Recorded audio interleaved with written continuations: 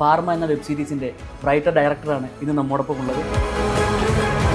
ഇത്രയും പ്രശ്നങ്ങളൊക്കെ നടക്കുന്നുണ്ടെന്ന് നേരിട്ട് അറിഞ്ഞതുകൊണ്ടാണോ ഈ ഒരു സ്ക്രിപ്റ്റ് എഴുതാം അല്ലെങ്കിൽ ഈ ഒരു കഥ എഴുതാം? തീർച്ചയായിട്ടും ഫാർമ എന്ന കഥ ലോകത്തോട് പറയേണ്ടതാണെന്നുള്ളൊരു കണ്ടീഷൻ എനിക്കുണ്ടായിരുന്നു. ഇത് ലോകം അറിയേണ്ടതാണ്. അതെ, ലോകത്തിലെ ഒരു വലിയ ജയന്റ്, ലോകം ഭരിക്കുന്ന ജയൻസ് ആണ് ഫാർമ. ഈ ഒരു ക്യാരക്ടർ നിവിൻ പോളിയോട് പറയുമ്പോൾ അദ്ദേഹത്തെ പോലെ ഒരു എസ്റ്റാബ്ലിഷ് ആയിട്ടുള്ള ആക്ടർ അദ്ദേഹത്തിനോട് പറഞ്ഞപ്പോൾ എന്തായിരുന്നു അദ്ദേഹത്തിന്റെ പ്രതികരണം? എങ്ങനെയാണ് പുള്ളി അപ്രോച്ച് ചെയ്തത്?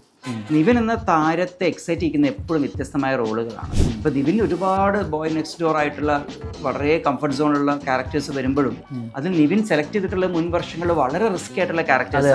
എനിക്ക് നിവിനെ ഏറ്റവും ഇഷ്ടപ്പെടുന്ന ഒരു കാര്യം അതാണ്.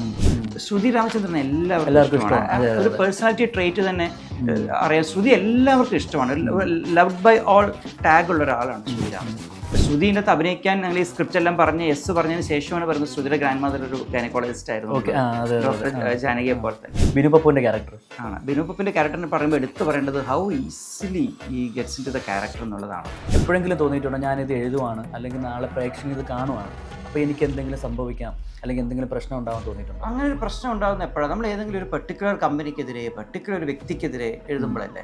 ഫാർമ ഒരിക്കലും അവർക്കെതിരെ ആർക്കും എതിരെയുമല്ല. ഫാർമ ഇവിടുത്തെ മൾട്ടിനാഷണൽ കോർപ്പറേറ്റുകളുടെ ലാഭക്കൊതിക്കെതിരെയാണ്. നമസ്കാരം, ഞാൻ സിദ്ദിഖ് നഫീസ. മെഡിക്കൽ രംഗത്തെ അഴിമതികളെക്കുറിച്ച് സംസാരിക്കുന്ന ഫാർമ എന്ന വെബ് സീരീസിൻ്റെ റൈറ്റർ ഡയറക്ടറാണ് ഇന്ന് നമ്മോടൊപ്പം ഉള്ളത്. Welcome PR Arun. Thank you. എങ്ങനെയാണ് ഒരു 2.5 വർഷത്തെ ജേർണി ആയിരുന്നു, ഒരു വലിയൊരു പീരീഡാണത്. എങ്ങനെയാണ് ഈ ഒരു ഫാർമ എന്ന വെബ് സീരീസ് പുൾ ഓഫ് ചെയ്തുകൊണ്ട് വന്നത്? ശരിക്കും വലിയൊരു ലോങ് ജേർണി ആയിരുന്നു. ഒന്ന്, ഞാൻ ഫാർമയിൽ വർക്ക് ചെയ്തിട്ടുണ്ട്, ഫാർമസ്യൂട്ടിക്കൽ ഇൻഡസ്ട്രിയിൽ. അന്നോട്ട് ഈ ലോകത്തെക്കുറിച്ച്, ആ ഒരു യൂണിവേഴ്സിനെ കുറിച്ച് ലോകത്തോട് സംസാരിക്കണം എന്നുണ്ടായിരുന്നു. അതിനുശേഷം ഈ ഫൈനൽസിന് ശേഷം വിവിധ പ്രോജക്റ്റുകളിലേക്ക് എത്തിയപ്പോൾ ഞാൻ ആദ്യം ചെയ്യാമെന്ന് തീരുമാനിച്ചത് ഫാർമയാണ്. ഒരു സിനിമയാക്കാമെന്ന് ഞാൻ ആലോചിച്ചു. അതിനുള്ള പ്രാരംഭ നടപടികളായിട്ട് മുന്നോട്ട് പോകുമ്പോഴാണ് ഇതൊരു വലിയ യൂണിവേഴ്സാണ്, കുറച്ചുകൂടെ വലിയ സ്കെയിലിൽ സമയമെടുത്ത് വിവിധ കഥാപാത്രങ്ങളിലൂടെ പോകേണ്ട ഒരു കഥയാണ്. ഒരു 2 മണിക്കൂർ സിനിമയിൽ ഇത് ഒതുങ്ങത്തില്ല. സിനിമയ്ക്ക് ഒതുങ്ങത്തില്ലെന്ന് മാത്രമല്ല, ഈ സിനിമയുടെ ഒരു ജേണി എപ്പോഴും ഇപ്പോൾ നമ്മൾ ഒരു ആർക്കെന്ന് പറയുന്നത് ഒരു സംഭവങ്ങളാണ്. ഇങ്ങനെ സംഭവിക്കുന്നു, അതിനുശേഷം ഇങ്ങനെ സംഭവിക്കുന്നു, ഇങ്ങനെ സംഭവിക്കുന്നു. വെബ് സീരീസോ അല്ലെങ്കിൽ ലോങ് ഫോർമാറ്റ് എന്ന് പറഞ്ഞാൽ ഓരോ ക്യാരക്ടേഴ്സിലൂടെയാണ് നമ്മൾ സംസാരിക്കുക. നമുക്ക് ലോകത്തെ ഏറ്റവും ഇഷ്ടപ്പെട്ട വെബ് സീരീസുകളെ കുറിച്ചൊന്ന് ആലോചിച്ചാൽ അതിൻ്റെ അകത്ത് എപ്പോൾ കൺഫ്രണ്ടേഷൻ ഉണ്ടായി, എങ്ങനെ റെസൊല്യൂഷനിലേക്ക് പോയി നല്ല നമ്മൾ ആലോചിക്കുക. മറിച്ച് ഓരോ ക്യാരക്ടേഴ്സിന്റെ ജേണിയാണ് നമ്മൾ ആലോചിക്കുക. നിങ്ങൾക്ക് മനസ്സിൽ വരുന്ന ഒരു 5 വെബ് സീരീസ് ആലോചിച്ചു, 5ലെയും ക്യാരക്ടേഴ്സ് അപ്പോൾ മനസ്സിലേക്ക് വരും. ബ്രേക്കിംഗ് ബാഡിനാണെങ്കിൽ ഓരോ ക്യാരക്ടേഴ്സിന്റെ ജേണി നമ്മൾ മനസ്സിൽ വരിക, അവരുടെ ഓരോരുത്തരുടെ എവിടെ എത്തി അവർ എന്നാണ് നമ്മൾ ആലോചിക്കുക. അപ്പോൾ ഈ ഫാർമ കഥയിലെ ക്യാരക്ടേഴ്സിന്റെ ജേണി പറയണമെന്ന് എനിക്ക് തോന്നി. അത് KP വിനോദിന്റെ ജേണി മാത്രമല്ല, ഡോക്ടർ ജാനകിയുടെ ജേണി, ഡോക്ടർ രാജു റാവുവിന്റെ ജേണി, അങ്ങനെ ഓരോരുത്തരുടെ ജേണി, അതിൻ്റെ അകത്തൊരു റെപ്രസെൻറ്റേറ്റീവായ ഡേവിസ് ഏട്ടൻ്റെ ജേണി, ഓരോ ക്യാരക്ടറിൻ്റെയും ആർക്ക് പറയണമെന്ന് തോന്നി. അപ്പോഴാണ് അത് ലോങ് ഫോർമാറ്റിലേക്ക് സൂട്ടബിൾ ആവുമെന്ന് തോന്നിയത്. അങ്ങനെ OTT ആയിട്ട് ബന്ധപ്പെടുന്നു, അങ്ങനെ ഓണാവുന്നു pharma. Mean quite a journey. അത് ഒരുപാട് സമയമെടുത്തു ഷൂട്ട് ചെയ്ത് തീർക്കാനായിട്ട്. ഷൂട്ട് ചെയ്ത് തീർത്തതിന് ശേഷം സിനിമ എന്ന് പറയുന്നത് നമ്മൾ ഷൂട്ട് ചെയ്തപ്പോൾ തന്നെ നമുക്കൊരു പ്രഷർ വരും. ഇപ്പം പടം ഇറക്കും, പെട്ടെന്നാവട്ടെ, എഡിറ്റ് പെട്ടെന്നാവട്ടെ.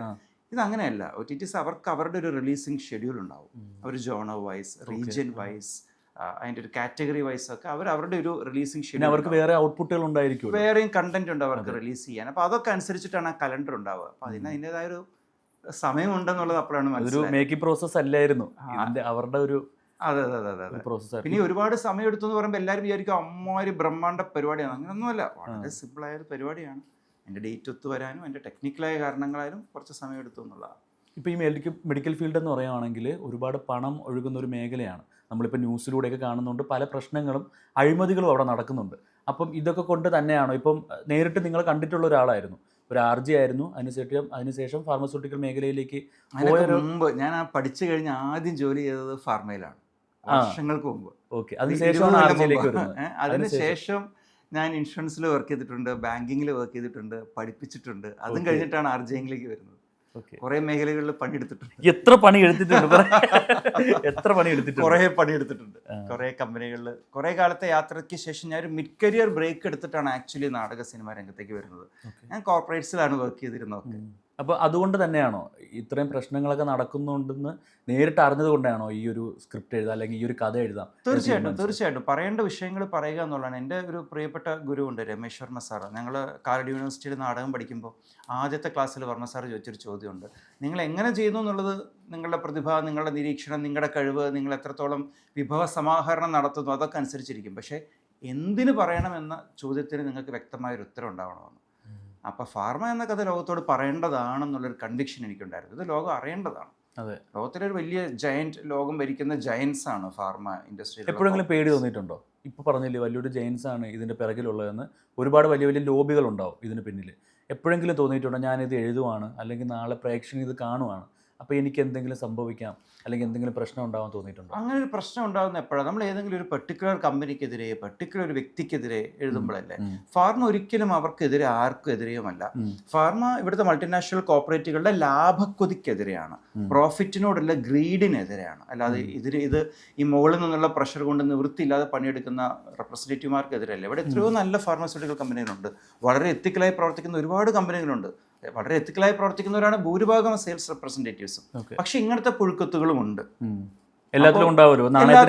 നമ്മളിപ്പോൾ ഒരു പോലീസിൽ ഒരു അഴിമതിയെ കുറിച്ച് പറയുമ്പോൾ നമ്മൾ പോലീസ് ഫോഴ്സിനെതിരല്ല.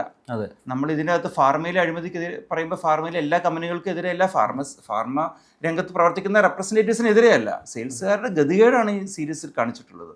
ഇവരെ ഇതിനെല്ലാം പ്രേരിപ്പിക്കുന്നത് വലിയ കോർപ്പറേറ്റുകളുടെ ലാഭക്കൊതിയാണ്. പറയുമ്പോൾ ക്ലീശയായിട്ട് തോന്നുമെങ്കിലും കാർൽ മാർക്സിന്റെ വാചകമാണ്, മുതലാളിത്തം മനുഷ്യനും തമ്മിൽ പച്ചയായ സ്വാർത്ഥതയല്ലാതെ മറ്റൊന്നും അവശേഷിപ്പിക്കില്ല എന്നുള്ളത്.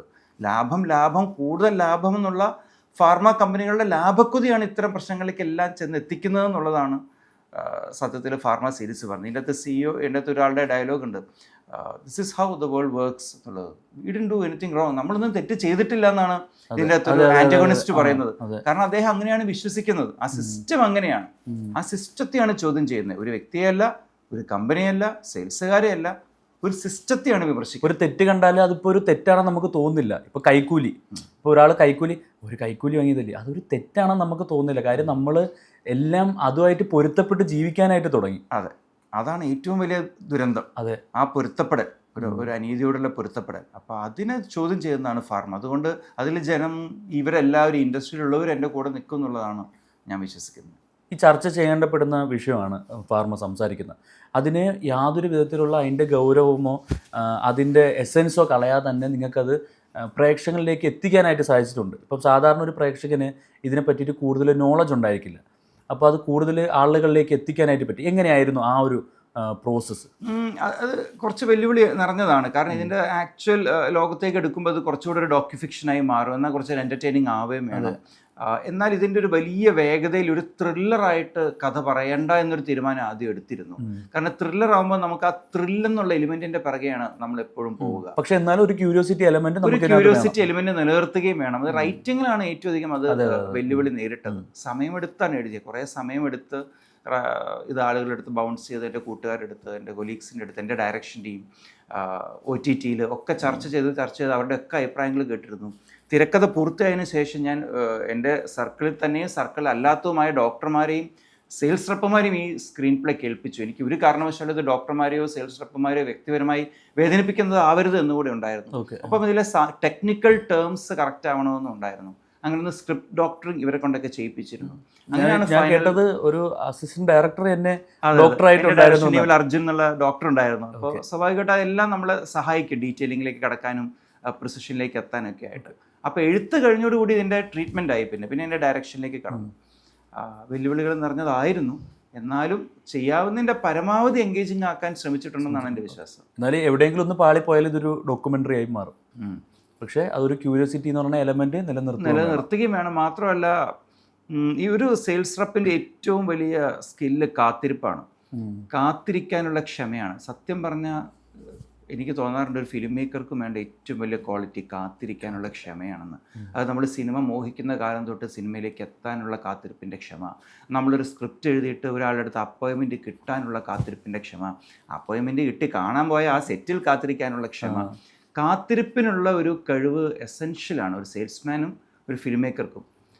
ഇതിനകത്ത് ഒരുപാട് കാത്തിരിപ്പിൻ്റെ രംഗങ്ങളുണ്ട്. കാത്തിരുന്ന് ആ ഒരു പേസിൽ തന്നെയാണ് പോകുന്നത്. ഒരു സെയിൽസ്മാൻ്റെ ജീവിതം ഒരു മറ്റേ ആക്ഷൻ സ്പൈയുടെ ജീവിതം പോലെയൊന്നുമല്ല.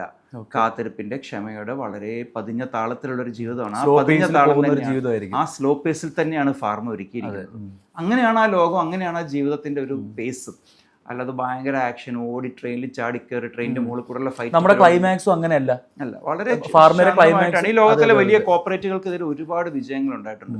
ഈ ലോകത്തിലെ വലിയൊരു ടാൽക്കം പൗഡർ കമ്പനി, അവർക്ക് ടാൽക്കം പൗഡർ മാത്രമല്ല, കെയർ കമ്പനി, അവരുടെ മരുന്ന് ഉപയോഗിച്ച് 10,000-കണക്കിന് കുട്ടികൾക്ക് ക്യാൻസർ വന്നിട്ടുണ്ട്. വലിയ നിയമവിജയം ഇപ്പോഴും നിലനിൽക്കുന്നുണ്ട്.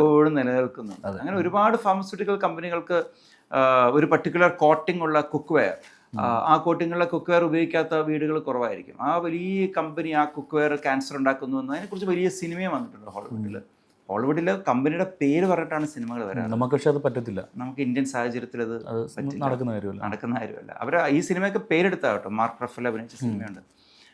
അപ്പോൾ ഇത്തരത്തിലുള്ള അതിഗംഭീര പോരാട്ടങ്ങൾ നടത്തിയ ആളുകൾ നമ്മുടെ ചുറ്റിലുമുണ്ട്. ഇനി ഈ പോരാട്ടമൊക്കെ സത്യത്തിൽ ഇവിടുത്തെ ഡോക്ടർമാർ 24 മണിക്കൂർ നടത്തുന്നതുകൊണ്ടാണ് നമ്മളെല്ലാവരും ജീവനോടിരിക്കുന്നത്. ഈ ഫാർമ എന്ന് പറയുന്നത് മലയാളികൾക്കൊരു പുതിയ അനുഭവമാണ്. ഇപ്പം ഈ മെഡിക്കൽ ഫീൽഡിലെ ചൂഷണങ്ങളെ പറ്റിയിട്ടോ അഴിമതികളെ പറ്റിയിട്ടോ നമ്മൾ മലയാളത്തിൽ അങ്ങനെ വെബ് സീരീസുകളോ സിനിമകളോ വന്നിട്ടില്ല.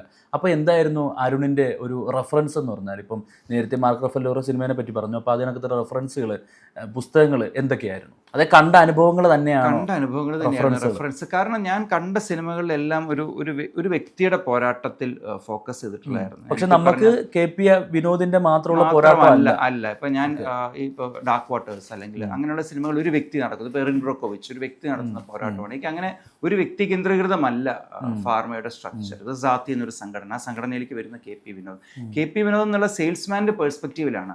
മാത്രമല്ല KP വിനോദ് അങ്ങനെ വലിയ ഹീറോയിക് ആയ ആളൊന്നും അല്ല, ഭയങ്കര ഹീറോ, ഇങ്ങനെ ഒരു അനീതിയോ എന്നാൽ പ്രതികരിച്ചേക്കാമെന്ന് പറഞ്ഞ് നേരെ തോക്കെടുത്ത് ഇറങ്ങി പ്രതികരിക്കുന്നല്ല. നമ്മളിപ്പോ ഈ പ്രസംഗിക്കുന്ന എനിക്ക് വലിയ വിപ്ലവം നടത്താനുള്ള കഴിവൊന്നുമില്ല. ഞാൻ എൻ്റെ കുടുംബത്തെ കുറിച്ച് ചിന്തിക്കും, എൻ്റെ വീട്ടുകാരെ കുറിച്ച് ചിന്തിക്കും, എൻ്റെ നിലനിൽപ്പിനെ കുറിച്ച് ചിന്തിക്കും. ഞാനൊന്ന് ഭയക്കും. അങ്ങനെ ഭയന്ന് മുന്നോട്ട് പോകുന്ന, എന്നാൽ സാഹചര്യങ്ങൾ ഒരു പ്രതികരണത്തിലേക്ക് വലിച്ചെറിയുന്ന ഒരു കഥാപാത്രമാണ് KP വിനോദിൻ്റെ. അപ്പോൾ കുറച്ചുകൂടെ ഒന്ന് ഗ്രൗണ്ടഡ് ആക്കാം ഈ കഥ എന്ന് തോന്നി. ഗ്രൗണ്ടഡ് ആക്കിയില്ലെങ്കിലത്തെ കുഴപ്പം എന്താ അറിയോ? നമ്മളിപ്പോൾ സ്ത്രീ സുരക്ഷ പറയുമ്പോൾ ഉണ്ണിയാർച്ച ഗ്ലോറിഫൈ ചെയ്യുന്ന പോലെ ഇരിക്കും. ഉണ്ണിയാർച്ച ഉറുമിയെടുത്ത് വീശി മറ്റുള്ളവരെ തോപ്പിച്ചു. അങ്ങനെ ഒരു ഉണ്ണിയാർച്ച ഉണ്ടാവേണ്ട അവസ്ഥ ഒരു സമൂഹത്തിൽ വരരുത്. അതാണ് യഥാർത്ഥ സ്ത്രീ സുരക്ഷ.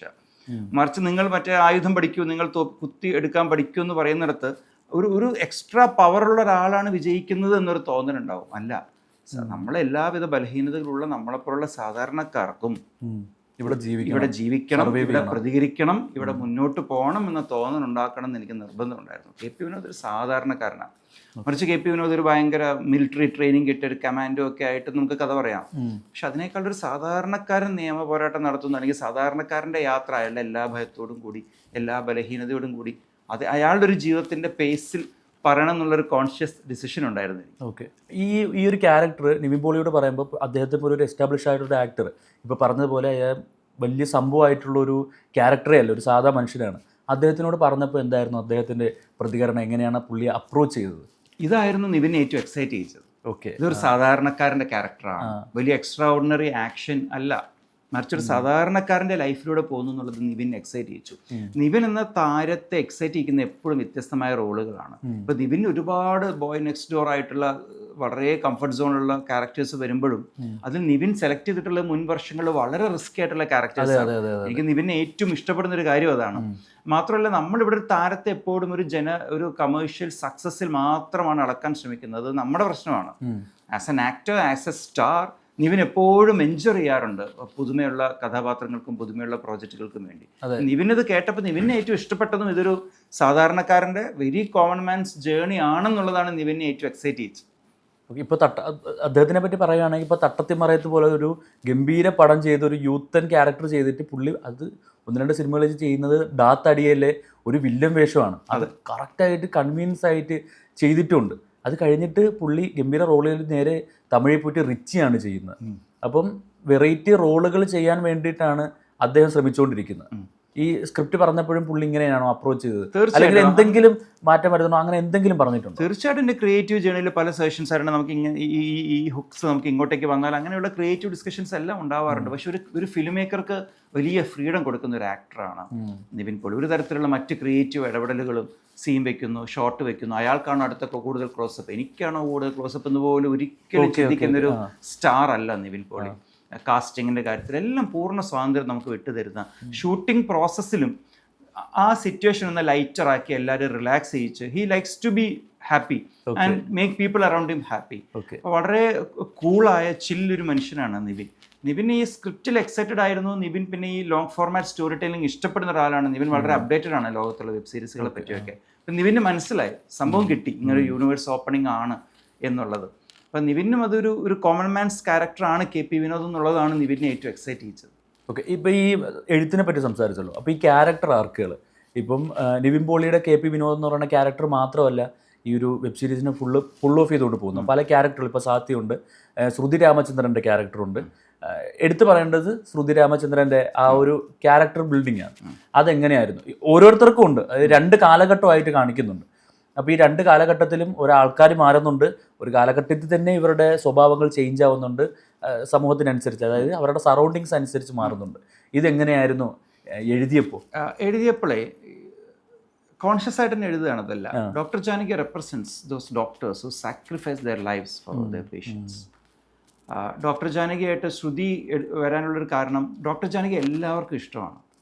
ശ്രുതി രാമചന്ദ്രൻ എല്ലാവർക്കും ഇഷ്ടമാണ്. ഒരു പേഴ്സണാലിറ്റി ട്രേറ്റ് തന്നെ അറിയാം. ശ്രുതി എല്ലാവർക്കും ഇഷ്ടമാണ്. ലവ്ഡ് ബൈ ഓൾ ടാഗ് ഉള്ള ഒരാളാണ് ശ്രുതി രാമചന്ദ്രൻ. ശ്രുതിയുടെ ആ ലൈക്കബിലിറ്റി കോഷ്യന്റ് ഡോക്ടർ ജാനകിക്ക് വളരെ മാച്ചിങ് ആയിരിക്കും. ഇപ്പോൾ ശ്രുതിൻ്റെ അകത്ത് അഭിനയിക്കാൻ ഞങ്ങൾ ഈ സ്ക്രിപ്റ്റ് എല്ലാം പറഞ്ഞ് പറഞ്ഞതിന് ശേഷമാണ് പറയുന്നത് ശ്രുതിയുടെ ഗ്രാൻഡ് മദർ ഒരു ഗൈനക്കോളജിസ്റ്റ് ആയിരുന്നു ഡോക്ടർ ജാനകിയെ പോലെ തന്നെ. ഇപ്പോൾ ശ്രുതി അത് ഗംഭീരമായിട്ട് വർക്ക് ചെയ്തിട്ടുണ്ട് അതിൻ്റെ ഫിസിക്കൽ ട്രാൻസ്ഫോർമേഷനിലും എല്ലാം. ഇപ്പോൾ ഇതിനകത്ത് ഡേവിസ് ചേട്ടൻ എന്നുള്ള കഥാപാത്രം ഞാൻ കണ്ടിട്ടുള്ള അനവധി കഠിനാധ്വാനികളായ വളരെ സത്യസന്ധമായി ജോലി ചെയ്യുന്ന സെയിൽസ് റെപ്രസെന്റേറ്റീവ്സിന്റെ ഒരു റെപ്രസെന്റേഷൻ ആണ് ഡേവിസ് ചേട്ടൻ. പുള്ളിക്ക് വേണ്ട വിധത്തിലുള്ള റെക്കഗ്നേഷൻ കിട്ടുകയോ പ്രായമാകുമ്പോൾ രാജിവെച്ച് പോകേണ്ടി ഒക്കെ വരികയാണ്. അപ്പൊ ഡേവിസ് മുന്നിൽ അപമാനിതനാവുന്നു. തീർച്ചയായിട്ടും ബോസിന്റെ ചീത്തവിളി കേൾക്കുന്ന, കഷ്ടപ്പെട്ട് പണിയെടുക്കുന്ന ഡേവിസ് ചേട്ടന്റെ കഥാപാത്രം KP വിനോദിനോട് പറയുന്നുണ്ട്, ഇവിടെ 90% സത്യസന്ധമായി പണിയെടുക്കുന്ന ഡോക്ടർമാരുണ്ട്, പക്ഷെ നിന്റെ കമ്പനിക്ക് അവരാരും കാരണം നിന്റെ കമ്പനി ഉടായ്പ കമ്പനിയാണ്. ഡേവിസ് ചേട്ടന്റെ കമ്പനി ഉടായ്പ കമ്പനി അല്ല, ഡേവിസ് ചേട്ടൻ ഉടായ്പ അല്ല. അപ്പൊ ഡേവിസ് ചേട്ടനാണ് ഇവിടുത്തെ ഒരു മെഡിക്കൽ റെപ്രസെന്റേറ്റീവ്മാരുടെ ഒരു ജനസാമാന്യ റെപ്രസെന്റ് ചെയ്യുന്ന ഒരു കഥാപാത്രം. പക്ഷെ പുള്ളി ഒന്ന് തൊടുമ്പോൾ പോലും മറ്റവർക്ക് അറപ്പാണ്, എന്തിനാ തൊടുന്നത് എന്ന് പറഞ്ഞുകൊണ്ട് ബോസ് വഴക്ക് പറയുന്നത്. അത് വലിയ സീനിയർ ചില കമ്പനികളിൽ ആ രംഗം ഞാൻ നേരിട്ട് കണ്ടിട്ടുണ്ട്. ഒരു വലിയ കമ്പനി അവരുടെ ഒരു എംപ്ലോയിയെ പറഞ്ഞു വിടാൻ വേണ്ടി വളരെ യങ്ങായ ബോസിനെ പറഞ്ഞു വിട്ട് ആ യങ്ങായ ബോസ് എല്ലാവരുടെയും മുമ്പിൽ നിന്ന് വഴക്ക് പറയുന്ന രംഗം എൻ്റെ മനസ്സിലുണ്ട്. ഇന്ന് എൻ്റെ മനസ്സിൽ അത് കേട്ട് വിഷമിച്ച് നിൽക്കുന്ന അദ്ദേഹത്തിൻ്റെ മുഖം ഓർമ്മയുണ്ട് വർഷങ്ങൾക്ക് മുമ്പ്. അങ്ങനെ മനസ്സിൽ കൊണ്ട രംഗങ്ങളാണല്ലോ എങ്ങനെയൊക്കെയോ പേനയിലേക്ക് നമുക്ക് എത്തുന്നത്. അതേപോലെ മനസ്സിൽ കൊണ്ട രംഗമായിരുന്നു ഒരു ഫാമിലി ഇറങ്ങി. എൻ്റെ മനസ്സിൽ എനിക്ക് വെബ് സീരീസ് കണ്ടിട്ട് എന്നിലെ പ്രേക്ഷകനെ ഏറ്റവും കൂടുതൽ ഹുക്ക് ചെയ്തിട്ടുള്ളൊരു സീൻ എന്ന് പറഞ്ഞാൽ അതാണ്. ചെറിയൊരു സീനാണ്, എനിക്ക് തോന്നുന്നു ഒരു 30 സെക്കൻഡ് കണ്ടേ ഉള്ളൂ. ശ്രുതി രാമചന്ദ്രൻ ഇറങ്ങി വരുന്നു, അപ്പോൾ ഒരു ഫാമിലി ഡെലിവറി കഴിഞ്ഞിട്ട് അവിടുന്ന് പോവുകയാണ്.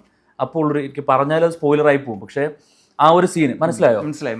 ആ ഒരു സീന് അത് ശരിക്കും നേരിട്ട് കണ്ടൊരു, സത്യം പറഞ്ഞാൽ അതിനെക്കുറിച്ച് കൂടുതൽ ആളുകൾ സംസാരിക്കണം എന്നെനിക്ക് തോന്നിയിട്ടുണ്ട്. ആ ഒരു സീനിനെ പറ്റി നേരിട്ട് കണ്ട സീൻ തന്നെയാണ്, നേരിട്ട് കണ്ട രംഗം എൻ്റെ മനസ്സിലുണ്ടായിരുന്നു. അത് ഇതിൻ്റെ അകത്ത് കാണിക്കാൻ പറ്റിയെന്നുള്ളതാണ്.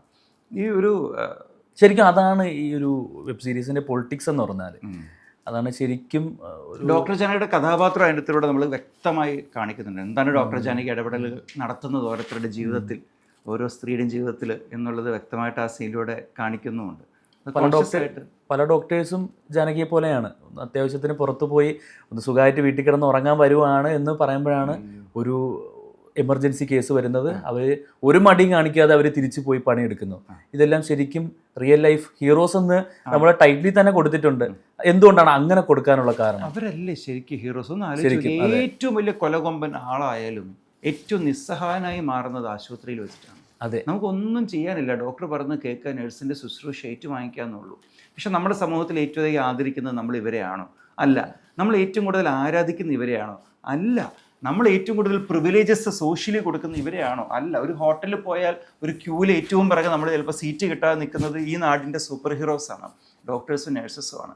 നമുക്ക് ഇവരെപ്പോഴും അത്യാവശ്യം വരുമ്പോൾ മാത്രം നമ്മളെ സെർവ് ചെയ്യാൻ വിധിക്കപ്പെട്ടവർ എന്നുള്ളൊരു സമീപനമുണ്ട്. ഇവരാണ് ഗ്രേറ്റസ്റ്റ് സൂപ്പർ ഹീറോസ്. കോവിഡ് വന്ന് നമ്മളൊക്കെ വീട്ടിനകത്ത് ഇരുന്ന് മറ്റേ സാനിറ്റൈസറും വരട്ടി TV കണ്ടുകൊണ്ടിരുന്നപ്പോൾ ഇവർ ജോലി ചെയ്യായിരുന്നു, ഡോക്ടർമാർ നഴ്സുമാർ. അവരുടെ ജീവൻ പണയം വെച്ച് ഒരു പരാതിയില്ലാതെ. ഈ നാട്ടിലെ ഏറ്റവും വലിയ സൂപ്പർ ഹീറോസ് നമ്മളിത് സംസാരിക്കുമ്പോഴും ഫാർമ സീരീസ് കാണാൻ സമയമില്ലാതെ രോഗികളെ ശുശ്രൂഷിച്ചുകൊണ്ട് പണിയെടുത്തുകൊണ്ടിരിക്കുകയാണ്. ഇവിടുത്തെ വലിയ വലിയ ടോപ്പ് ഓങ്കോളജിസ്റ്റുകളും ഡോക്ടേഴ്സും ഒക്കെ രാത്രി എത്ര മണിക്കാണ് വീട്ടിൽ പോകുന്നതെന്നോ? രാവിലെ അവർ തിരിച്ചെത്തും. അവരുടെ ക്യാബിൻ്റെ മുമ്പിൽ ഇങ്ങനെ ക്യൂ ആണ്, നൂറുകണക്കിന് പേഷ്യൻസ് വെയിറ്റ് ചെയ്യാനായിട്ട്. They are the greatest super heroes. ഇതിൻ്റെ ഒരു പിവട്ടൽ പോയിന്റിൽ ഈ സിസ്റ്റത്തിനെതിരെ ഫൈറ്റ് ചെയ്യാൻ വരുന്നവർ ആരൊക്കെയാണെന്ന് നോക്കൂ. Doctors, salesman. ഡേവിസ് ഏട്ടൻ അവിടെ നിൽക്കുന്നത് ഇവിടെയുള്ള എത്തിക്കലായി പണിയെടുക്കുന്ന മെഡിക്കൽ റെപ്രസെൻറ്റേറ്റീവ്സിൻ്റെ ഒരു പ്രതിനിധിയായിട്ടാണ്. ഡേവിസ് ഏട്ടൻ, ഡോക്ടേഴ്സ്, നേഴ്സ്, അത് അറിയാതെ വന്നതല്ല. ഈ സിസ്റ്റത്തിനെതിരെ ഫൈറ്റ് ചെയ്യുന്നവരുടെ കൂട്ടായ്മ എന്ന് പറയുന്നത് സെയിൽസിലുള്ളവർ, നേഴ്സുമാർ, ഡോക്ടർമാർ, ഇവരടങ്ങുന്നവരാണ് ആ ഫൈറ്റിന് വേണ്ടി പത്രസമ്മേളനം വിളിക്കുന്നത്. ഇതിൻ്റെ രംഗത്തിൽ അത് വളരെ കോൺഷ്യസ് ആയിട്ട് ഈ രംഗത്ത് ആത്മാർത്ഥമായി പണിയെടുക്കുന്നവരാര് എന്നുകൂടെ കാണിക്കാൻ വേണ്ടി ചെയ്തതാണ്. ഇപ്പോൾ ഈ ശ്രുതി രാമചന്ദ്രൻ്റെ ക്യാരക്ടറിനെ പറ്റി നമ്മൾ സംസാരിച്ചു. അപ്പം പുള്ളിക്കാരിക്ക് ബേസിക്കലി ആയിട്ട് ഈ ഒരു ഡോക്ടർ പാരമ്പര്യം ഉള്ളത് കൊണ്ടും അവർക്ക് കൂടുതൽ നന്നായിട്ട് പെർഫോം ചെയ്യാൻ പറ്റിയെന്ന് പറഞ്ഞു. പക്ഷേ സ്പോയിലർ ആണോ എന്ന് എനിക്കറിയത്തില്ല, ഒരു ഡെലിവറി സീനുണ്ട്. എന്ന് പറഞ്ഞാൽ ഗംഭീരമായിട്ട് എക്സിക്യൂട്ട് ചെയ്തേക്കുന്ന, പക്ഷേ ഭയങ്കര വലിയ മേക്കിംഗ് സ്റ്റൈലും അങ്ങനെയൊന്നും അല്ലാതെ അത് കറക്റ്റ് പ്രേക്ഷകന് കിട്ടുന്ന രീതിയിൽ ആ ഒരു മെറ്റൽ ക്ലിക്കിംഗ് പിന്നെ സൗണ്ടുകളും അവരുടെ ആക്ഷനുകളും, പുള്ളിക്കാരി കൈ കഴുകുന്ന സീന് പോലും, സാധാരണ നമ്മളെല്ലാം കൈ കഴുകുന്നത്, ഡോക്ടേഴ്സ് കൈ കഴുകുന്നത് പോലും വേറൊരു രീതിയിൽ, അത് ആക്ച്വലി നിങ്ങൾ തന്നെ അത് പ്ലാൻ ചെയ്തതാണോ? ഇത് ഒന്ന് ശ്രുതിയുടെ റിസർച്ച് എടുത്തു പറയണം. ശ്രുതി ഡോക്ടേഴ്സിനെ വിളിച്ച് എങ്ങനെയാണ് കൈ കഴുകുക എന്നെല്ലാം ചോദിച്ചു പഠിച്ചിട്ടുണ്ട്. കൈ കഴുകുന്നത് ശരിക്കും തീർച്ചയായിട്ടും ചോദിച്ചു പഠിച്ച് അങ്ങനെ ചെയ്തതാണ്. അതുപോലെ ആ ഒരു ഡെലിവറി സീൻ ഷൂട്ട് ചെയ്യാൻ വേണ്ടി ഞങ്ങൾ 2 ഗൈനക്കോളജിസ്റ്റുകൾ ഞങ്ങളുടെ ഓൺ ലൊക്കേഷനിൽ ഉണ്ടായിരുന്നു. അവർ ഞങ്ങളെ മോണിറ്ററിൻ്റെ അടുത്ത് ഇരുത്തി ഇത് കറക്റ്റ് ആണോ എന്ന് കാണിച്ചുകൊണ്ടാണ് ഞങ്ങൾ ആ സീൻ ഷൂട്ട് ചെയ്തത്. ആ സീൻ ശ്രദ്ധിച്ചിട്ടുണ്ടെങ്കിൽ ഞങ്ങൾ കഴിയുന്നിടത്തോളം ബ്ലഡോ മറ്റതോ കാണിക്കാതെയാണ് ഞങ്ങളിത് ഫ്രെയിം വെക്കാൻ ശ്രമിച്ചിട്ടുള്ളത്. ഞാൻ എൻ്റെ കുഞ്ഞിൻ്റെ പ്രസവത്തിന് ലേബർ റൂമിലുണ്ടായിരുന്നു. ഞാൻ ലേബർ റൂമിലിരുന്ന് ഞാനാണ് കുഞ്ഞിനെ കയ്യിൽ ഏറ്റു വാങ്ങിച്ചത്. അപ്പോൾ ആ ഒരു രംഗത്തെ ഒരു മൊമെന്റിന് ആശുപത്രിയിലെ ജനങ്ങൾ സന്തോഷിക്കുന്ന ഏക വാർഡ് ഗൈനക് വാർഡാണ്. ആശുപത്രിയിലെ ഹാപ്പിനെസിന്റെ ഏക സെന്റർ ലേബർ റൂമാണ്. ബാക്കി എല്ലായിടത്തും ദുഃഖവും ദുരിതവുമാണ്. The only place where actually people are happy outside the labour room. അപ്പോൾ നിങ്ങൾ ആ സീൻ ശ്രദ്ധിച്ചിട്ടുണ്ടെങ്കിൽ അവിടെ ഒരു ടെൻഷൻ്റെ ഒരു മ്യൂസിക് അല്ല കൊടുത്തത്. അവിടെ പതുക്കെ ഒരു വളരെ മെലോഡിയസ് ആയിട്ടുള്ളൊരു മ്യൂസിക്കാണ് കൊടുത്തത്. അത് വെറുതെ പേടിപ്പിക്കേണ്ട എന്നൊരു കോൺഷ്യസ് ഡിസിഷനാണ്. ഈ പ്രസവത്തെ പേടിച്ചു കഴിഞ്ഞാൽ എങ്ങനെയാ ശരിയാവുക? അതായത് അവിടുത്തെ ആംബിയൻസ് സൗണ്ടാണ് കൂടുതൽ നിൽക്കുന്നത്. ചെയ്യുന്ന സൗണ്ടുകൾ, ബേക്കില് ECG അതിൻ്റെയൊക്കെ സൗണ്ടുകളൊക്കെയാണ് കൂടുതൽ.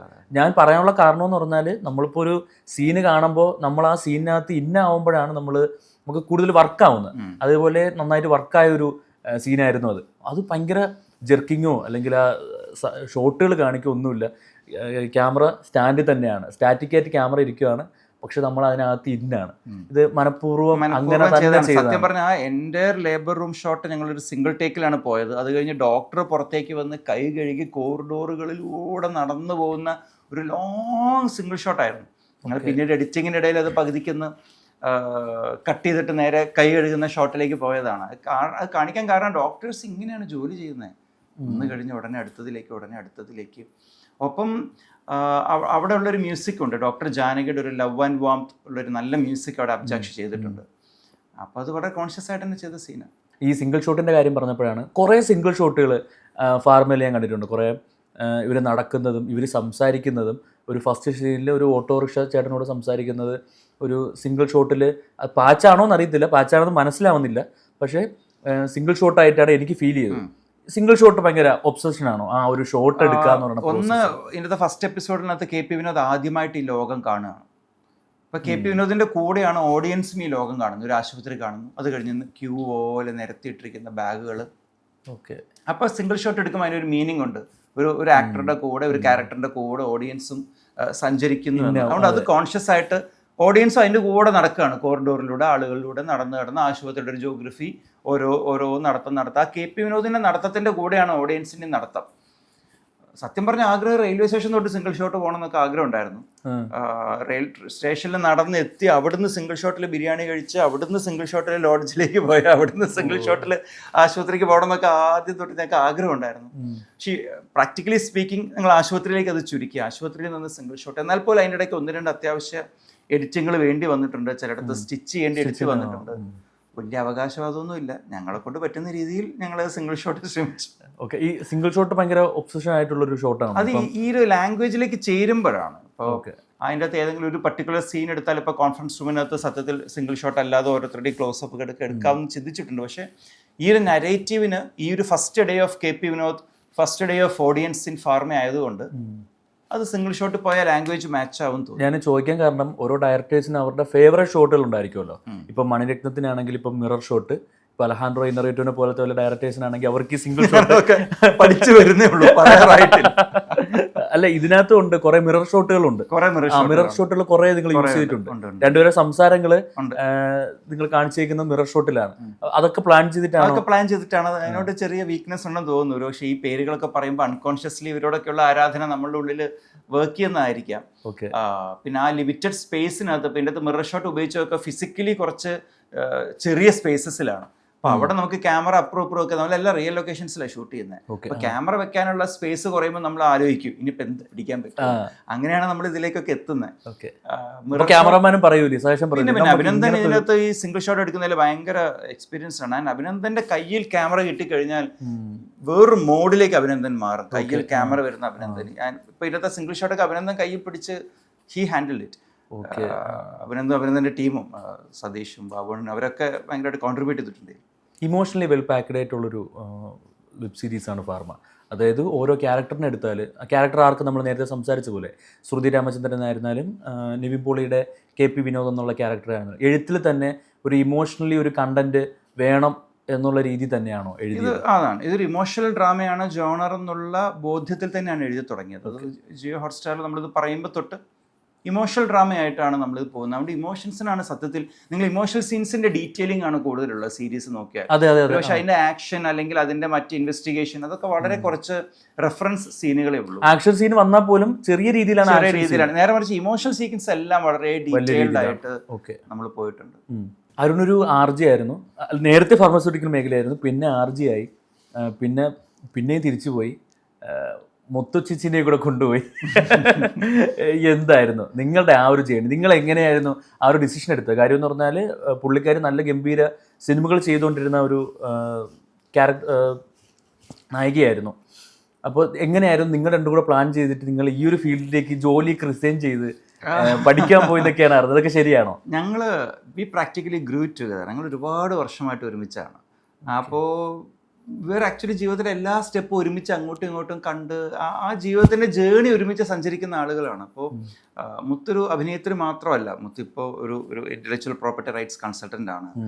അഡ്വക്കേറ്റ് ആയിട്ട് അങ്ങനെ പ്രാക്ടീസ് ചെയ്യുന്നുണ്ട്. കോപ്പി റൈറ്റ്സ് ഇൻ സിനിമ എന്നുള്ള വിഷയത്തിലാണ് മുത്ത് PhD എടുത്തത്. ഒപ്പം മുത്ത് പഠിപ്പിക്കുന്നുണ്ട്. ഞാനൊരു നാടക പ്രവർത്തകനാണ്, ഞാൻ പഠിപ്പിക്കുന്നുണ്ട്. ഇപ്പം ഞങ്ങൾ മൾട്ടി പ്രൊഫഷൻസ് ആണ് സത്യത്തിൽ പാരലി ഹാൻഡിൽ ചെയ്യുന്നത്. ഇതൊക്കെ ഞങ്ങൾക്ക് ഇഷ്ടമുള്ള കാര്യങ്ങളാണ്. അപ്പോൾ ക്ലാസ് എടുക്കാൻ പോകാൻ എനിക്ക് ഭയങ്കര ഇഷ്ടമാണ്. പല ഇൻസ്റ്റിറ്റ്യൂട്ടുകളും ക്ലാസ് എടുക്കാൻ പോകാറുമുണ്ട്. അപ്പോൾ ഇതൊക്കെ ഞങ്ങൾക്ക് ഇഷ്ടമുള്ളതുകൊണ്ട് ഞങ്ങൾക്ക് പരസ്പരം അറിയാം എന്തൊക്കെയാണ് ഞങ്ങളുടെ ഇഷ്ടങ്ങൾ എന്നുള്ളത്. നമ്മുടെ ഏറ്റവും പ്രിയപ്പെട്ട ആൾ അയാൾക്ക് ഇഷ്ടമല്ലാത്ത കാര്യം ചെയ്യുമ്പോൾ നമ്മൾ പറയും ഇതാണോ സത്യത്തിൽ ഇഷ്ടം, ഇഷ്ടമുള്ളത് ചെയ്യുക എന്ന് ഓർമ്മിപ്പിക്കാൻ ഞങ്ങൾക്ക് രണ്ടുപേർക്കും അങ്ങോട്ടും ഇങ്ങോട്ടും ഉണ്ട്. ഞങ്ങൾ രണ്ടുപേരും കൂടെ തീരുമാനം എടുക്കുമ്പോൾ ഞങ്ങളെ പിന്തുണയ്ക്കുന്ന, എല്ലാ ആശങ്കകളോടും കൂടി പിന്തുണയ്ക്കുന്ന വീട്ടുകാരുമുണ്ട്. പിന്നെ ഞങ്ങളെ ഭയങ്കര പ്രോത്സാഹനമായിട്ട് ഞങ്ങളുടെ പ്രിയപ്പെട്ട ഫ്രണ്ട്സും ഉണ്ട്. അവർ ഇതൊന്നും അല്ലാത്തൊരു ജോലി ഞാനോ മൊത്തം ചെയ്ത് അവർ ഞങ്ങളെ ചീത്ത വിളിക്കും, ഇതാണോ നിങ്ങൾ ചെയ്യേണ്ടത്, ഇതല്ലേ നിങ്ങൾ ചെയ്യേണ്ടതെന്ന് ചോദിക്കുന്ന പ്രിയപ്പെട്ട ഫ്രണ്ട്സും ഞങ്ങൾക്കുണ്ട്. അതുകൊണ്ട് ഇങ്ങനെയൊക്കെ പോകുന്നു. അതുകൊണ്ട് ഇങ്ങനെ തട്ടിമുട്ടി പോകുന്നു. കുറെ പണികളെടുത്ത് കുറെ എക്സ്പീരിയൻസ് ഉണ്ടാക്കി. ശരിക്കും നിങ്ങൾ കഥ എഴുതാൻ വേണ്ടിയാണോ ഈ പണികൾ എടുക്കുന്നത്? എനിക്ക് അങ്ങനെ ഫീൽ ചെയ്തിട്ടുള്ളൂ. അല്ല, പണികൾ എടുത്തോണ്ടാണ് എനിക്ക് എഴുതാൻ പറ്റും. ഞാൻ ഫാർമയിൽ അല്ല, ഈ എക്സ്പീരിയൻസ് ഉണ്ടാക്കാൻ ഇപ്പൊ ഫാർമസ്യൂട്ടിക്കൽ മേഖലയിൽ പണിയെടുത്തത് കൊണ്ട് ഫാർമ എന്ന് പറയുന്ന വെബ് സീരീസ് ഉണ്ടാക്കാൻ പറ്റി. ഇപ്പൊ അടുത്ത വരാൻ പോകുന്നത് ഒരു ഫാഷൻ മോഡലിംഗ് ആ ഒരു രംഗത്തേക്കുള്ള എന്നാണ് ഞാൻ കേട്ടത്. ശരിയാണ്? അതെ, ശരിയാണ്. ഒരു ബ്യൂട്ടി പേജന്റ് ഷോ ഫാഷൻ മേഖലയിലുള്ള കഥയാണ് അടുത്ത് പറയാൻ പോകുന്നത്. അൺഫെയർ എന്നാണ് അതിന്റെ ടൈറ്റില്. സോണി ലിവിൽ അത് ഉടനെ റിലീസാവുന്നതായിരിക്കും. ഓക്കെ, അത് കഴിഞ്ഞാൽ പിന്നെ സിനിമയായിരിക്കും, വെബ് സീരീസ് ആയിരിക്കും? സിനിമയാണ്. ഒരു സിനിമയ്ക്കുള്ള പണികൾ നടന്നുകൊണ്ടിരിക്കുന്നു. പരമാവധി സ്ഥലങ്ങളിൽ പോവുക, ജോലി എടുക്കുക, അനുഭവങ്ങൾ ഉണ്ടാക്കുക, സ്ക്രിപ്റ്റ് ആക്കുക, സിനിമ ചെയ്യുക, ഇതാണ് നിങ്ങളുടെ പ്ലാൻ? ഈ സിനിമയ്ക്ക് വേണ്ടിയുള്ള കാത്തിരിപ്പില്ല. ഞാൻ വളരെ പണ്ട് തൊട്ടേ സിനിമ എടുക്കണം എന്നുള്ള ഭയങ്കര തീവ്രമായ ആഗ്രഹം ഉണ്ടായിരുന്നു. പക്ഷെ പല സ്ഥലത്ത് ജോലി ചെയ്യായിരുന്നു. നമുക്ക് ജീവിക്കണ്ടേ, ശമ്പളം വേണ്ടേ. അപ്പോൾ ഈ ജോലി ചെയ്യുമ്പോഴൊക്കെ ഞാൻ വിചാരിച്ചിരുന്നു, ഞാൻ എന്തിനാ ഈ ജോലി ചെയ്യുന്നത്, എനിക്ക് സിനിമയിലല്ലേ എത്തേണ്ടത്, എനിക്ക് നാടകമല്ലേ ചെയ്യേണ്ടത്. പക്ഷെ ഇന്ന് ഞാൻ തിരിഞ്ഞു നോക്കുമ്പോൾ തിരിച്ചറിയുന്നു, എൻ്റെ സിനിമാ നാടക ജേണിയിലെ ഫ്യൂവൽ എന്ന് പറയുന്നത് മുഴുവൻ ഞാൻ മുമ്പെടുത്ത ആ ജോലികളായിരുന്നു. അന്ന് ഞാൻ കണ്ടുമുട്ടിയ ആളുകളായിരുന്നു, അന്ന് ഞാൻ കണ്ടുമുട്ടിയ ആളുകളുടെ കഥകളായിരുന്നു എന്ന് ഇന്ന് ഞാൻ തിരിച്ചറിയുന്നു. അന്ന് കണ്ടുമുട്ടിയ ആളുകളാണ് ഇന്ന് കഥാപാത്രങ്ങളായി മാറുന്നത്. ഇന്ന് എനിക്ക് ആ 20-കളിലുള്ള PR അരുണിനെ കാണാൻ പറ്റിയാൽ തൃശ്ശൂർ റെയിൽവേ സ്റ്റേഷനിൽ ഫാർമ ഫീൽഡിൽ ബാഗുമായി കിലോമീറ്ററുകൾ ബൈക്കിൽ ഓടിച്ച്, ഞാൻ എല്ലാ ദിവസവും ഒരു 100-150 കിലോമീറ്റർ ബൈക്ക് ഓടിക്കുമായിരുന്നു. ആ ഓടിച്ച് മഴയത്തും വെയിലത്തും ടാർഗറ്റുമായി പോകുന്ന പി ആർ അരുണിനെ കാണാൻ പറ്റിയാൽ ഞാൻ ഇന്ന് ആ ചെറുപ്പമുള്ള അരുണിനോട് പറയും, അരുണേ ഇറ്റ്സ് ഓക്കെ, ഈ അനുഭവം എല്ലാം നാളെ നിനക്ക് ഒരു ഇന്ധനമായി മാറും, ഇത്രയും വിഷമിക്കാതെ എന്ന് ഞാൻ പറഞ്ഞേനെ. ശരിക്കും KP വിനോദ് ഞാനാണ് അല്ല, KP വിനോദ് ഞാൻ കണ്ട മറ്റു ചിലർ സെയിൽസ് റെപ്രസെൻറ്റേറ്റീവ്സാണ്. ഓക്കെ. അപ്പോൾ എനിക്ക് സോ ലവിങ് ഒരു ബോസായിരുന്നു എന്നെ കാത്തു നിന്നത്. The way he took care of me was like an elder brother. എൻ്റെ ആദ്യത്തെ ബോസ് കഴിഞ്ഞ് അതിന് ശേഷം വന്ന എൻ്റെ boss really literally saw me as a younger brother. I was fortunate to have loving bosses in my career. പക്ഷെ എല്ലാവർക്കും ആ ഭാഗ്യം ഉണ്ടായിട്ടില്ല. ഞാൻ കണ്ട വളരെ ചില മോശം ബോസുമാരുടെ വാർപ്പ് മാതൃകയിലാണ് ഞാൻ അലക്സ് എന്നുള്ള ക്യാരക്ടർ, ബിനു പപ്പു ചെയ്ത ക്യാരക്ടറിനെ ഉണ്ടാക്കിയത്. ഞാനല്ല KP വിനോദ്, എൻ്റെ അനുഭവങ്ങളല്ല, പക്ഷെ ഞാൻ കണ്ട അനുഭവങ്ങളാണ്, ഞാൻ കണ്ടവരുടെ അനുഭവങ്ങളാണ്, ഞാൻ കേട്ടവരുടെ അനുഭവങ്ങളുടെ നേർസാക്ഷ്യമാണ്. ഇപ്പം നേരത്തെ ക്യാരക്ടർ ആർക്കിൻ്റെ കാര്യം പറഞ്ഞപ്പോൾ നമ്മൾ വിട്ടുപോയൊരു പേരായിരുന്നു ബിനു പപ്പു. ആ ഒരു ക്യാരക്ടർ നമ്മൾ 2 കാലഘട്ടം അവിടെയും കാണിക്കുന്നുണ്ട്.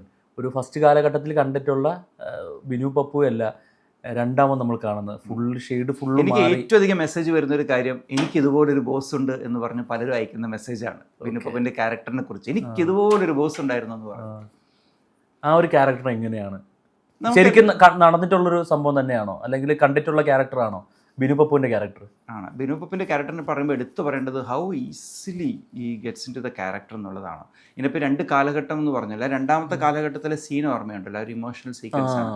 ബിനു പപ്പു സെറ്റിലേക്ക് ആദ്യം കയറി വന്ന് മേക്കപ്പ് ഇട്ടിട്ട് ആദ്യം ചെയ്തത് ആ ഷോട്ടാണ്, ആ ഇമോഷണൽ ഡയലോഗാണ്, കട്ട്ലറ്റ് സീന് അതാണ് ആദ്യം ചെയ്യുന്നത്. സോ എഫർട്ട്ലെസ്ലി ബിനു അത് അഭിനയിച്ചു എന്നുള്ളതാണ്. മാത്രമല്ല ബിനു ഭയങ്കര ടീം പ്ലെയർ ആണ്. ജെനറ്റിക്സ് ആയിരിക്കില്ലേ, രക്തത്തിലുള്ള ജെനറ്റിക്സ് മാത്രമല്ല ബിനു ഒരു ടെക്നീഷ്യൻ കൂടിയാണ്, ഡയറക്ടറും കൂടിയാണ്. അപ്പോൾ ബിനുവിൻ്റെ ഒരു സെറ്റിലേക്ക് വരുമ്പോൾ നമ്മൾ ഏത് സീനാണ് എങ്ങനെയാണ് അതിൻ്റെ ഒരു മേക്കിംഗ് പ്രോസസ്സ് അറിയാം. It's A very good friend, it's A very good team player, അതിൻ്റെ കൂടെ ഈസ് എൻ എക്സലൻറ്റ് ആക്ടർ. അതെല്ലാം കൂടെ ചേർന്ന് വരുന്നൊരു മാജിക്കാണ്. നേരെ വരുന്നു, നേരെ കട്ട്ലറ്റിന് മുമ്പിലിരിക്കുന്നു, നേരെ ഇമോഷണൽ സീൻ അങ്ങ് തൂക്കുന്നു. അത് കഴിഞ്ഞിട്ടാണ് ഞങ്ങൾ മറ്റേ ലുക്കിലേക്ക് മാറുന്നത്. ഇതിന് പല സാങ്കേതിക കാരണങ്ങളുണ്ട്. ഞങ്ങൾക്ക് ലുക്ക് ചേഞ്ചിന്റെ ആവശ്യമുണ്ട്, അപ്പോൾ വേറെ സിനിമയുടെ കണ്ടിന്യൂറ്റി, അപ്പോൾ ഇങ്ങനെ എടുക്കാൻ പറ്റൂ. സാധാരണഗതിയിൽ നമ്മളൊരു ക്യാരക്ടറിനെ അങ്ങനെ ചെയ്യില്ല, കുറച്ച് കഴിഞ്ഞിട്ട് നമ്മളൊരു ഇമോഷണൽ സീനിലേക്ക് പോകുള്ളൂ. അല്ല, ഈ ഫസ്റ്റ് എടുത്ത മൊത്തത്തിൽ ഓവറോള് ഫസ്റ്റ് എടുത്തത് ആ പഴയ ഒരു കാലഘട്ടമാണോ, അത് ഇപ്പം നടക്കുന്ന ഒരു കാലഘട്ടമാണ്? 2008 സെക്കൻഡ് ഹാഫ് ആണ് ആദ്യം എടുത്തത്. ഓക്കെ. ഈ 2018 അതിന് ശേഷമുള്ള കാലങ്ങളൊക്കെയാണ് ആദ്യം എടുക്കുന്നത്. ഏറ്റവും അവസാനം എടുത്തത് ആദ്യത്തെ എപ്പിസോഡാണ്. 2008 നടക്കുന്ന ആദ്യത്തെ എപ്പിസോഡ്, ആദ്യത്തെ 1.5 എപ്പിസോഡ് എടുത്തിട്ടാണ് ഞങ്ങൾ ഷൂട്ട് തീർക്കുന്നത്. ഓക്കെ. ഇപ്പോൾ ഈ ഫാർമേനെ പറ്റി സംസാരിക്കുകയാണെങ്കിൽ കണ്ടന്റ് ഓറിയൻറ്റഡ് ആയിട്ടുള്ള സബ്ജക്റ്റാണ്. ഇപ്പോൾ കണ്ടന്റ് ഓറിയൻറ്റഡ് ആയിട്ടുള്ള സബ്ജക്റ്റിനകത്ത് ടെക്നിക്കൽ എക്സലൻസി നോക്കണ്ട എന്ന് പറയുന്നതായിട്ട് കേട്ടിട്ടുണ്ട്. പക്ഷേ ഇത് ടെക്നിക്കൽ സൈഡും നല്ല രീതിയിൽ നിങ്ങൾ വർക്ക് ചെയ്തിട്ടുണ്ട്. ആ ഒരു പ്രോസസ്സ് എന്തായിരുന്നു? അത് പിന്നെ ഹോട്ട്സ്റ്റാർ എന്ന് പറയുന്ന ഒരു വലിയൊരു ടീമിനെ കിട്ടിയത് കൊണ്ടാണോ നിങ്ങൾക്ക് ഈ ടെക്നിക്കൽ എക്സലൻസി നല്ല രീതിയിൽ ബിൽഡ് ചെയ്യാനായിട്ട് പറ്റിയത്? ഞാൻ ടെക്നിക്കൽ എക്സലൻസി ഒന്നും ക്ലെയിം ചെയ്യുന്നില്ല കേട്ടോ. കണ്ടന്റ് എങ്ങനെയോ ആവട്ടെ, സിനിമ ഒരു വിഷ്വൽ മീഡിയമാണ്, അത് അതിൻ്റെതായ ടെക്നിക്കൽ പെർഫെക്ഷനിലും എക്സലൻസിലുമാണ് പറഞ്ഞു പോകേണ്ട ഒരു മീഡിയമാണ്. അതിൻ്റെ എക്സലൻസിലേക്ക് എത്തിയെന്നൊന്നും പറയാൻ ഞാൻ ആളല്ല. ശ്രമിച്ചുകൊണ്ടിരിക്കുന്നു. ഞാനൊരു സിനിമാ വിദ്യാർത്ഥിയാണ്, പ്രേക്ഷകനാണല്ലോ, പ്രേക്ഷകരാണ് ഇത് പറയേണ്ടത്. ഇതിനേക്കാൾ കൂടുതൽ ടെക്നിക്കൽ എക്സലൻസ് എനിക്ക് അടുത്തേൽ ആണ് ഞാൻ കൊടുക്കണം, അതിൽ കൂടുതൽ അതിൻ്റെ അടുത്തേൽ കൊടുക്കണം, അങ്ങനെ മുന്നോട്ട് പോകണം, അത്രേ ഞാൻ പറയുന്നുള്ളൂ. അതിന് big thanks to my OTT, my producer Krishnan Sethukumar and my crew. അതിൻ്റെ ക്യാമറ ചെയ്ത അഭിനന്ദൻ, ഇതിൻ്റെ ആർട്ട് ഡയറക്ടർ ചെയ്ത രാജീവ്, ഇതിൻ്റെ കോസ്റ്റ്യൂം ചെയ്ത രമ്യ, എല്ലാവരും എൻ്റെ ക്രൂവിനാണ് അതിനുള്ള താങ്ക്സ് പറയുന്നത്. എൻ്റെ ഡയറക്ഷൻ ടീം, അങ്ങനെ the crew that stood with me, അവരോടാണ് എൻ്റെ താങ്ക്സ്. ഓക്കെ. ഈ ഫാർമയിൽ എടുത്ത് പറയേണ്ട ഒരു സാധനം എന്ന് പറഞ്ഞാൽ ഇതിൻ്റെ ടൈറ്റിൽ ഡിസൈനിങ് ആയിരുന്നു. അതായത് ആരോ എടുക്കുന്ന ഒരു ഷെൽഫിലെ സെയിൽസ്മാൻ, അയാൾ ആരോ നിയന്ത്രിക്കുന്നതിലൂടെ അയാൾ പോകുന്നു, ബൈക്ക് ഓട്ടിക്കുന്നു, അയാൾ കാര്യങ്ങൾ ചെയ്യുന്നു, എന്നിട്ട് അവസാനം ഒരു ക്യാപ്സൂളിനകത്തായി അയാൾ കിടക്കുന്നു. അവിടെ നിന്നാണ് നമ്മുടെ ടൈറ്റിൽ പോകുന്നത്. ഇത് ആരുടെ ഐഡിയ ആയിരുന്നു ഇങ്ങനത്തെ ഒരു ഐറ്റം ചെയ്യാമെന്ന്? ആരായിരുന്നു? അരുണായിരുന്നു. ടൈറ്റിൽ അനിമേഷൻ ചെയ്ത ടിറ്റോ ആണ്, അവരുടെ സ്റ്റുഡിയോ ആണ് ഇത് ഡിസൈൻ ചെയ്തതൊക്കെ. ഞങ്ങളുടെ ഡിസ്കഷൻസിലാണ് ഇത് വന്നത്. ഒരു നിയന്ത്രിക്കപ്പെടുന്ന സെയിൽസ്മാൻ, പപ്പറ്റായി മാറുന്ന സെയിൽസ്മാൻ എന്നുള്ളതായിരുന്നു എൻ്റെ ഒരു ബ്രീഫ് കോൺസെപ്റ്റ്. നിങ്ങൾ സ്റ്റോറി ഓഫ് എ സെയിൽസ്മാൻ ആണ് ഈ സീസൺ ബേസിക്കലി. അപ്പോൾ ആ ബ്രീഫിൽ നിന്നുണ്ടായി വന്നൊരു ടൈറ്റിൽ അനിമേഷനാണത്. പിന്നെ ആ ഡിസൈൻ ചെയ്തിട്ടുള്ളത് തോട്ട് സ്റ്റേഷൻ്റെ റേസ് ആണ്. റേസിൻ്റെ ഐഡിയ ആണ് ഈ ക്യാപ്സൂളിൻ്റെ അകത്തേക്ക് നിവിൻ ഇങ്ങനെ കിടക്കുന്ന ഒരു പോസ്റ്റർ ഡിസൈൻ വരികയും ചെയ്തത്. ഇത് രണ്ടിൻ്റെയും കൂടെ ബ്ലെൻഡാണ് ഇപ്പോൾ കാണുന്ന ഈ ഫോർമാറ്റ്. ഓക്കെ, അപ്പോൾ ഇനിയും ഗംഭീര സാധനങ്ങൾ പ്രതീക്ഷിക്കുന്നു. ഇനി അടുത്ത പ്രോജക്റ്റ് എന്ന് പറഞ്ഞാൽ ഈ ഫാഷൻ മോഡലിംഗ് പരിപാടി അത് കഴിഞ്ഞു, എൻ്റെ വർക്ക് എല്ലാം കഴിഞ്ഞു. സോണി ലിവിൻ്റെ ഈ പറഞ്ഞ പോലെ റിലീസിങ് കലണ്ടറിലേക്ക് കയറിയിട്ടുണ്ട്. ഇനി സോണി ലിവിൻ്റെ തീരുമാനമാണ് അത് എപ്പോൾ റിലീസ് ചെയ്യുന്നുള്ളത്. ഓക്കെ, അത് കഴിഞ്ഞാൽ ഒരു സിനിമ കഴിഞ്ഞാലൊരു സിനിമയാണ്, ഒരു എൻ്റർടൈനറാണ് സിനിമ. അതുകൊണ്ട് തന്നെ അതിൻ്റെ വർക്കുകളൊക്കെ തുടങ്ങാൻ പോകുന്നു. ഓക്കെ, അപ്പോൾ thank you Varun. Thank you so much. Thank you.